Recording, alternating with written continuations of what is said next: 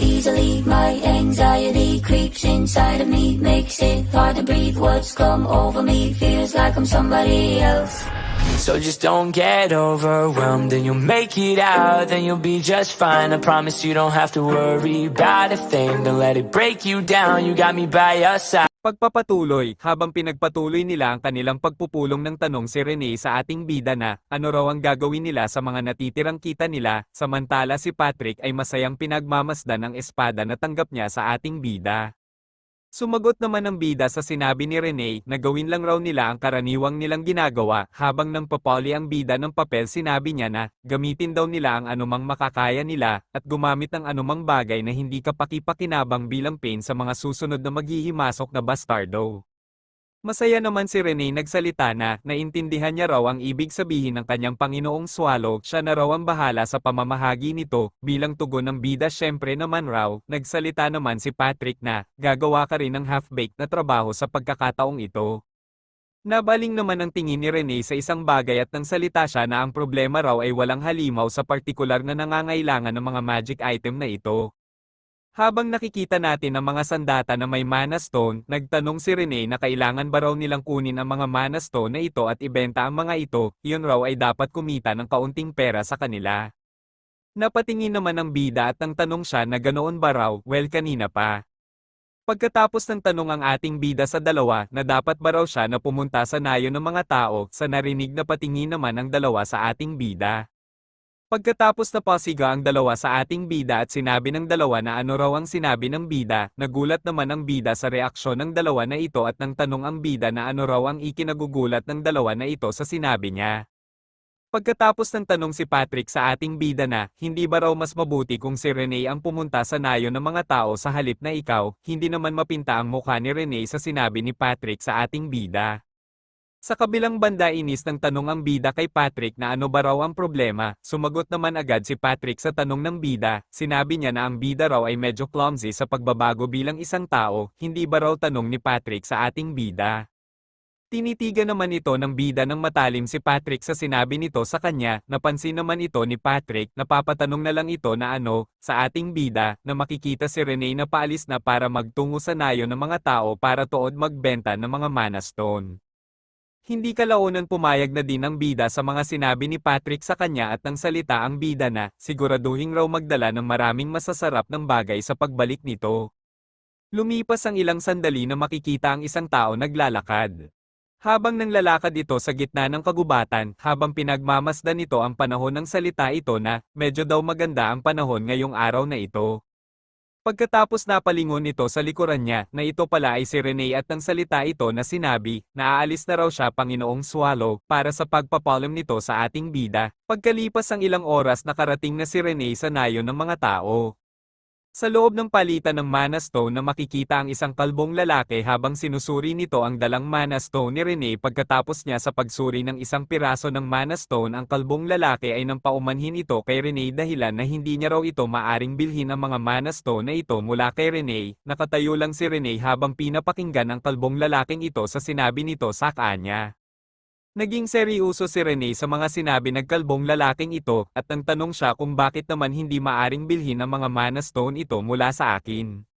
Sa kabilang banda ang kalbong lalaking mayroon ito kinukuha ng isang bagay sa kanyang aparador. May pinakita ang kalbong lalaking ito kay Rene na isang asol na mana stone, sinabi niya na ito daw ay isang B-rank mana stone, ipinaliwanag ng kalbong lalaking ito kay Rene na ito daw na mana stone, aabutin ng 10 taon ang isang karaniwang tao upang makaipon ng sapat para sa isa sa mga ito. Nasabi niya rin na ang dinala daw ni Rene ng mga mana stone ay mas malaki kaysa sa pinakita niya na mana stone, tama ba raw ang sinabi niya, tanong ng kalbong lalaking ito kay Rene, dagdag pa niya na ang mga batong tulad nito ay hindi magagamit, maliban na lang kung ikaw ay nasa antas ng isang Imperial Palace Magician o di kaya isang mataas na ranggo sa isa sa mga Magic Tower. Habang nag-iisip ang kalbong lalaking ito paano maibenta ang dalang mana stone ni Rene, at sinabi niya, well, siguro isang mag-aalahas mula sa kabisera na pumirma ng isang kasunduan sa pamilya ng Imperial, o kaya naman ay isang magic tower mula sa wing, ang makaka-handle nito. Habang sinasabi ito ng kalbong lalaking ito, nang salita si Rene na sinabi na ang kabisera, o hindi kaya isang magic tower. Sa isip naman ni Renee, ang kabisera daw ay masyadong malayo at nang salita ito sa kalbong lalaking na sinabi na kaya kailangan kong pumunta sa isa sa Magic Tower, hindi naman ito naghintay sa sagot ng kalbong lalaking. Bagkus kinuha niya na ang kanyang isang supot na bag na Mana Stone para magtungo sa Magic Tower para doon ibenta, gayunpaman sa isip nito, ayaw niya daw pumunta sa isa sa Magic Tower, ngunit kung para ito sa kanyang Panginoong Swallow gagawin niya raw ito. Pagkatapos naglakad na ito paalis sa shop ng kalbong lalaking ito at nang salita ito na siya daw ay aalis na, sumagot naman ang kalbong lalaking ito na mag-ingat daw ito sa pag-alis. Sa hindi inaasahan may naiwan si Renee ng isang Mana Stone na ikinagulat naman ito ng lalaki habang pinupulot ito niya.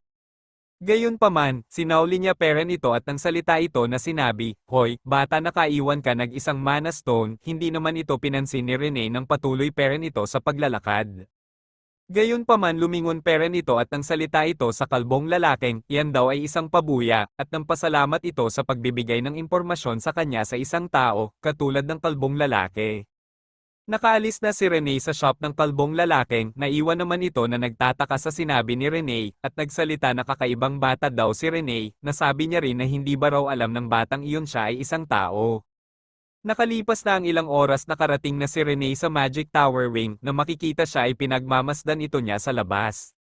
Pagpasok niya sa loob ng tore, agad siya inas-ikaso isa sa mga bantay ng tore at nang tanong ang bantay ng tore na sinabi, "Kaya narito ka para magbenta ng Mana Stone, kung ganoon daw, mas mabuting kumonsulta sa Guildmaster." Sumagot naman si Renee na kuha niya raw ito.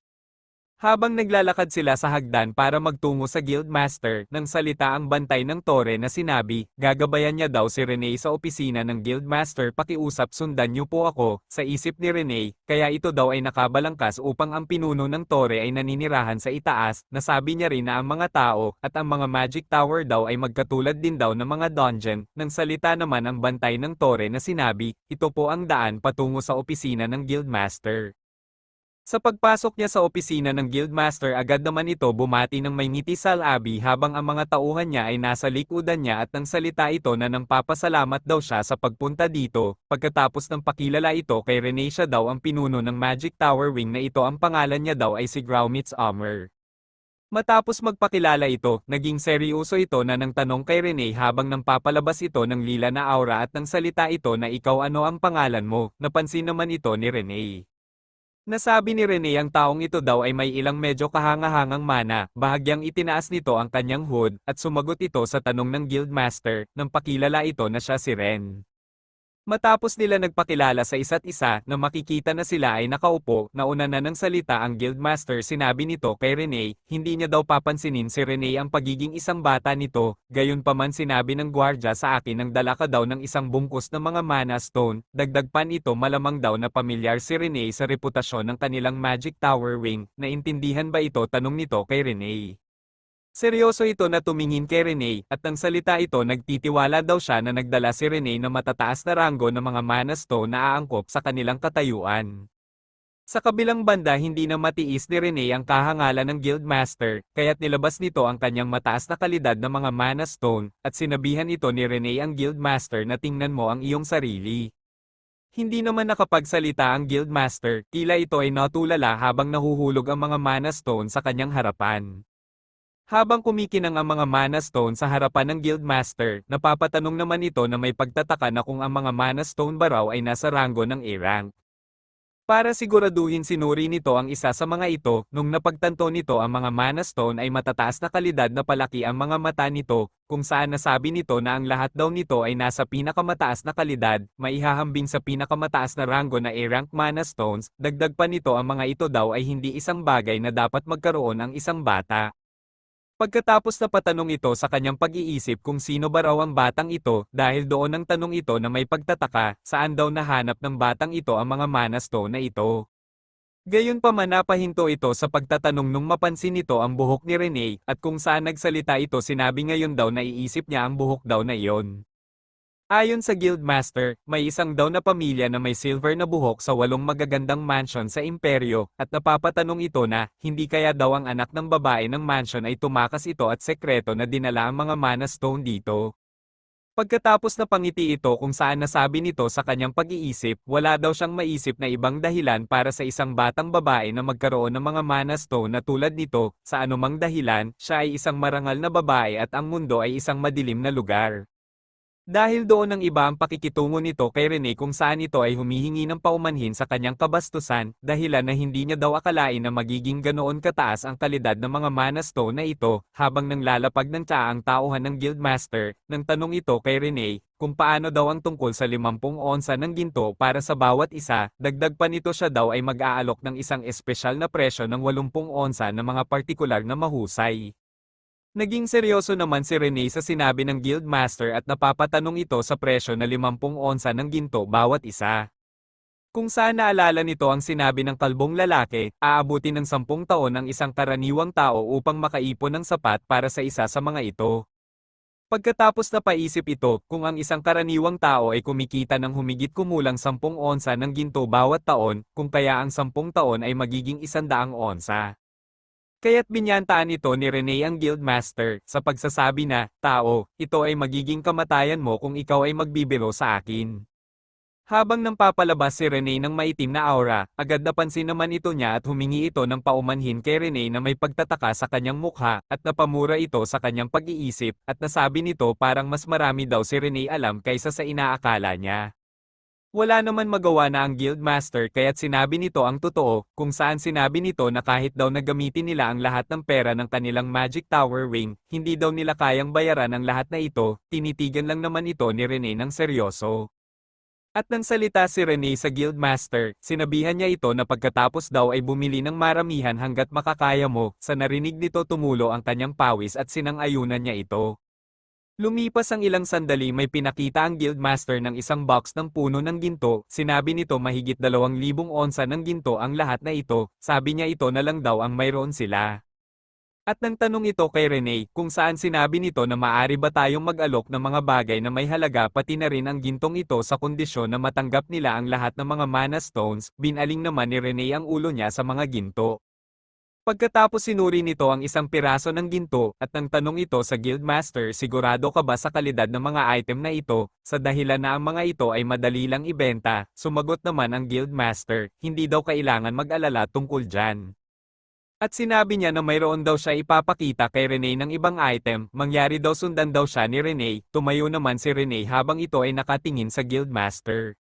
Habang naglalakad sila sa hagdan binanggit ng Guildmaster na si Graumitz Omer, ang lugar daw na ito ay karaniwang ipinagbabawal sa mga tagalabas, ngunit para sa iyo Panginoong Ren, gagawa daw sila ng pagbubukod. Nakarating na nga sila sinabi ng Guildmaster ito daw ang kanilang imbakan ng kanilang Magic Tower Ring. May pinakita ang Guildmaster ng mga item, ang item daw na ito ay isang tiara na gawa sa 4 na karat ng diamante, ipinaliwanag niya na mayroon daw ang mga ito na maliliit na mana stones na naka-embed sa gitna nito, na ginagawa nitong mas kapaki-pakinabang para sa mga mages. Ang isang ito naman daw ay isang buhay na itim na perlas, ipinaliwanag niya ito daw ay gumagawa ng mga tunog ng pag-iyak kung ang nagsusuot ay malapit sa lason, ang perlas daw na ito ay isang gawa ng alchemy. Habang tinitignan nito niya ang perlas napasabi ito sa isip niya na alchemy. Pagkatapos tinitigan nito niya na may pagsusuri sa kanyang mukha, ipinagtaka naman ito ng Guildmaster, kaya't napasabi ito sa kanyang pag-iisip na sa reaksyon ni Rene, at nagtanong ito kay Rene kung hindi babagay sa panlasa niya ang item na ito, pagkatapos ng palusot ito sa pagsasabi na, well, ang alchemy ay hindi isang napakalinis na disiplina, mayroong maraming mga tao na nakakaramdam ng kasuklam-suklam dito. Pagkatapos mayroon itong pinakita kay Rene ng isang pang-item, at nang tanong siya kung ano daw sa tingin ni Rene dito. Sinabi niya ang item daw na ito ay tinatawag na Crimson Love Stone, sinasabi nila na ito ay isang hiyas na ginagawang katotohanan ng pag-ibig ng isang tao. Sa sinabi ng Guildmaster tila naakit ito sa hiyas, pagkatapos ng tanong ito kung ito ba ay ginagawang katotohanan ng pag-ibig ng isang tao, habang may kislap ito sa kanyang dalawang mata. Ipinaliwanag nito kung maglalagay daw si Rene ng kanyang mana sa hiyas na ito sa harap ng isang taong gusto niya, pagkatapos ay sasabihin nila na ang espiritu sa hiyas ay magdadala ng panloob na pag-ibig sa pagitan ninyong dalawa. Nang tanong naman si Rene kung nag-iisa na lang ba raw ito, sinang-ayunan naman ito sa tanong ni Rene, at sinabi ng Guildmaster siya daw ay maaaring magsumpa sa pangalan ng kanyang Magic Tower. Pagkatapos ng tanong ang Guildmaster kung nagustuhan ba raw ni Rene ang hiyas na ito. Namumula ito na iginiit ang tanong ng Guildmaster sa pagsasabi na ito dapat ay isang hiyas. Ikinatuwa naman ito ng Guildmaster, napansin naman ito ni Rene na nagtataka sa pagngiti nito. Habang nakangiti ito, ipinahayag niya na hindi niya daw sigurado tungkol sa iba pang mga item, ngunit ang hiyas na ito ay medyo mahirap dahil maaari itong magnakaw kahit na ang puso ng isang emperador, dagdag pa nito na ito daw ay hindi mabibili ng salapi.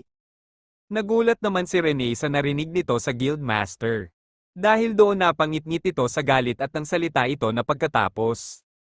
At nang tanong si Rene sa Guildmaster, sinabi niya kung ano daw tingin ng Guildmaster dito, ikinagulat naman ito sa pinakita sa kanya nito. Habang napalaki ang kanyang mga mata sa pinakita sa kanya ni Rene, at nagtanong ito habang pinagpapawisan sa kanyang mukha, kung paano daw si Rene nagkaroon nito, ang pinakita ni Rene sa Guildmaster ay ang sandata niya, ang sandata na ito ay isa sa 36 na masterpieces, hindi niya pinansin ang tanong ng Guildmaster, bagkus sinabi niya ang lahat daw ng mana stones mula kanina, kasama ito, at inutusan niya ang Guildmaster na ibigay ang hiyas na iyon.